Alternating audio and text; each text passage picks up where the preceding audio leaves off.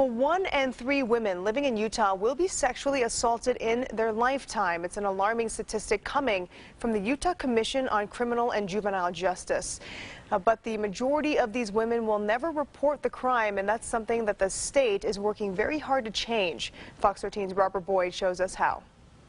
I think a lot of people don't share their stories because they're afraid of not being believed. That's exactly what happened to Jessica Ripley. In 2012, she was raped after leaving a bar near 200 West, 200 South in downtown Salt Lake City. I was found half naked with my pants around my knees, beaten and bloody, just on the ground. When Ripley reported the crime to police, she says they didn't believe her. It was really hard dealing with the police officers and my detective when they just kind of made it feel like, you'd been out drinking, it was probably your fault, you weren't actually raped. Ripley says this experience is the exact reason why many victims never even report the crime. There definitely has been a lot of people that have disclosed to me that they're just so afraid to come forward because they're afraid it's going to be a hard process, that nobody's going to believe them, and that's just not worth fighting for. In order to change these beliefs, police departments across the state have adopted a new campaign, Start by Believing, while the governor signed a law declaring April 1st Start by Believing Day. The whole goal here is to make the victim feel comfortable to come forward. West Valley City was the first department in the state to participate in Start by Believing.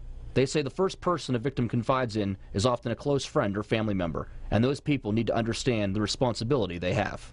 And how that individual reacts when a victim comes forward with their story will play a large part in getting the victim to make the decision of whether or not they're going to come forward. Anytime anyone comes to tell you, disclose to you anything, you always need to believe them. No matter what, just always, that should be the first thing.